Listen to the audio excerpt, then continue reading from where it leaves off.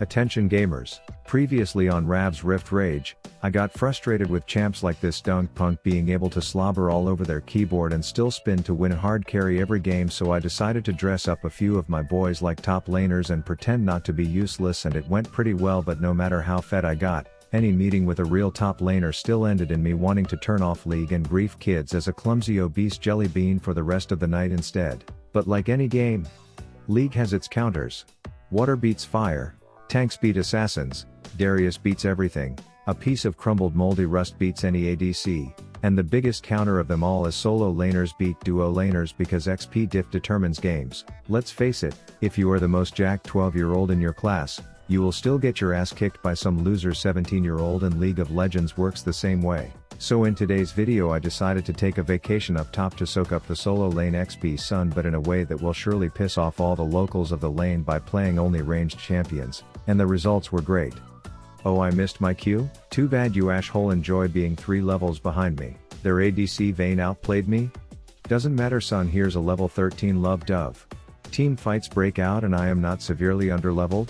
Dope, I will take my quadra now. So without further ado, this is why people hate ranged top laners. Now if you are excited to watch me pull out my big-brained Blastoise against a bunch of wussy little fire Pokemon and stomp the rift like an elephant on cocaine, then please slap that upward thumb button until it turns blue and subscribe for more.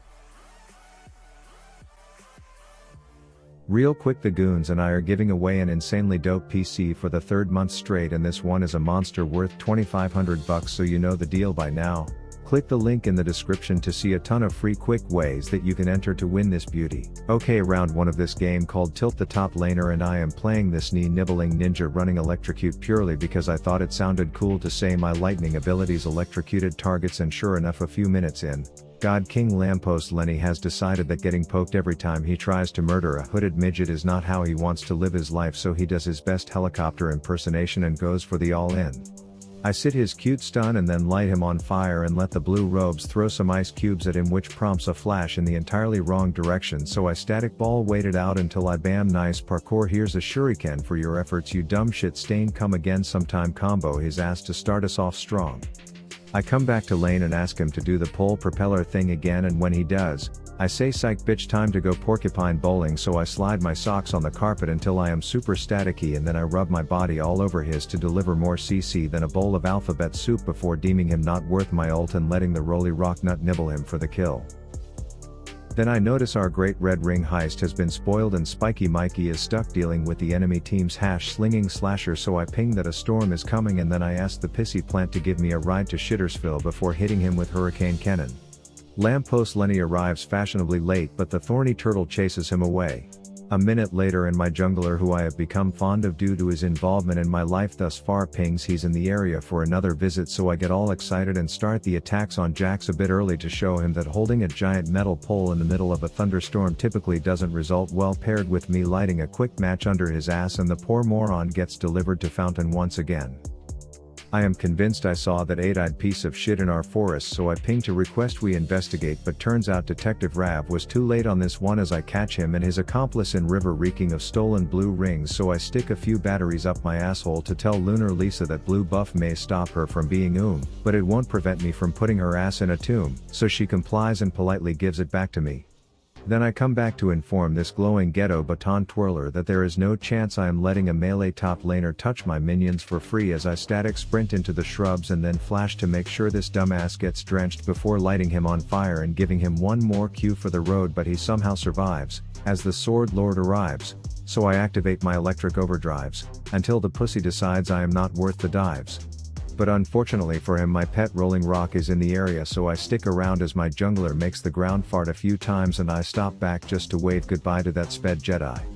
And like any Master Yi main, his reaction to his own piss poor play is to take to all chat with some toxic flame, to which I respond by scratching my asshole to show how unfazed I am at this point by such behavior. But I make sure to put this kill stolen gold to good use as I bring this toddler tumbling thunderstorm to the mid lane by first gluing some electrodes to this mermaid's nipples to shock her into sitting still, so I can finally unzip my pants and unleash this thundering downpour of a piss I had been holding in. This claims 2 casualties. One more trip back top to see if Lamppost Lenny has learned his lesson about twirling giant metal objects above his head in the midst of massive thunderstorms, and it turns out, he hasn't. But give him a break, he is playing jacks, he is probably used to jamming his forehead against his keyboard and carrying games at this point. Let's see how I match up against an underleveled ADC.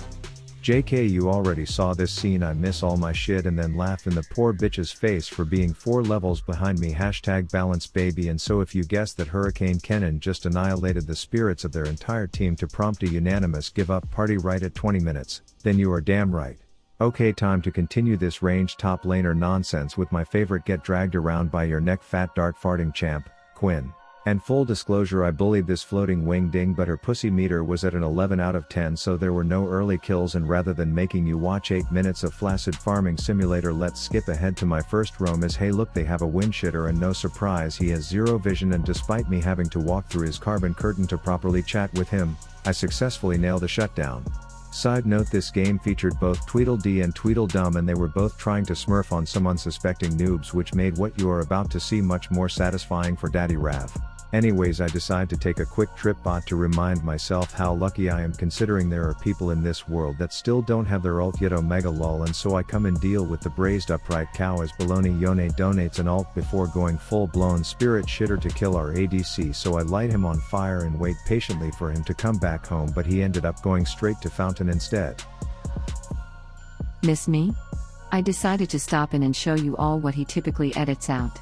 Rav and Rammus decide to execute what should have been a easy as shit tower dive until Rav gets the brilliant idea to get flashy and hit her with the ignite and walk away for style points, which is all good except for the fact that he forgot he used his ignite literally 30 seconds ago, resulting in a play so bad that his jungler actually thought he DC'd. God, what a dumbass.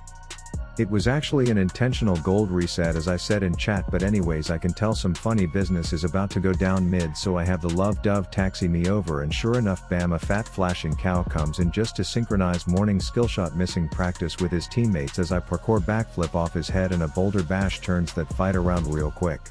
But if you think I am just going to let that diamond Yone get away with that whiffed ult without laughing in his face, you are crazy, so I bird the fuck up to chase him down and ultimately hit him with a back flip off your dome. Here's a dove, enjoy your death combo.